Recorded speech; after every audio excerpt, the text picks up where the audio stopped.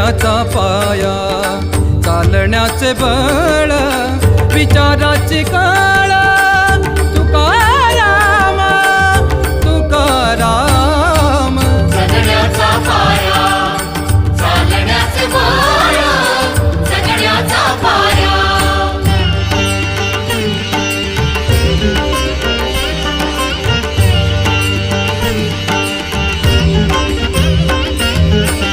शब्दांचे इमान, अक्षरांचे रान, शब्दांचे इमान, अक्षरांचे रान, अभंगाचे पान,